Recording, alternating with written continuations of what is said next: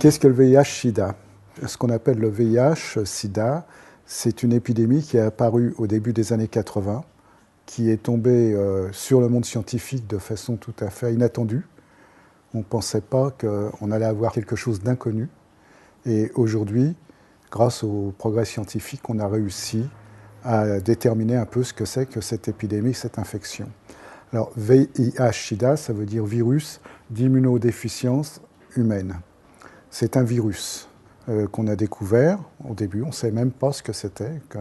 On a découvert le virus, on a pu le reconnaître, savoir comment il fonctionnait, comment il s'accrochait, à quelle cible il s'attaquait.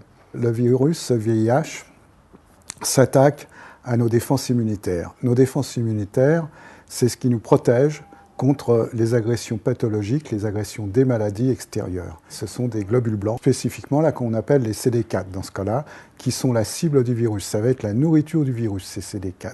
Et les globules blancs, dont ces CD4, sont les soldats qui défendent notre corps face à toutes les agressions qu'il peut rencontrer, grippe, rhume, etc. C'est eux qui sont chargés de nous défendre et qui sont à la fois la cible du virus. C'est dans les CD4 que le virus va pénétrer et se multiplier. Le virus va se multiplier dans l'ensemble du corps humain par l'intermédiaire de ces CD4, de ces globules blancs. On a donc le virus qui pénètre dans le corps, et ça, c'est la phase de la séropositivité. Quand le virus est entré dans le corps, on est séropositif. Ce qui ne veut pas dire qu'on est dans une phase parfaitement maladive. On peut très bien être porteur du virus sans le savoir et sans s'en apercevoir. Lorsque le virus va s'être développé, répliqué dans tout le corps humain, on va passer à un stade d'affaiblissement du corps humain qu'on appelle le stade SIDA.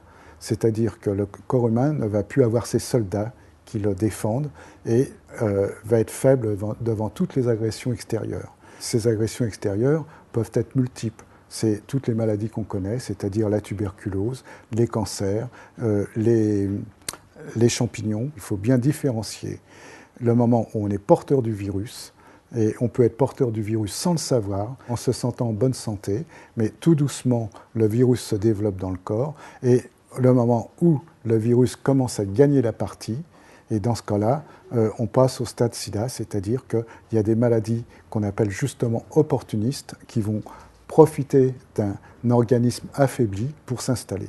On a donc d'une part la séropositivité, c'est-à-dire qu'on est porteur du virus, et d'autre part le déclenchement des maladies opportunistes, c'est-à-dire le stade SIDA, et qu'il faut bien différencier l'une de l'autre.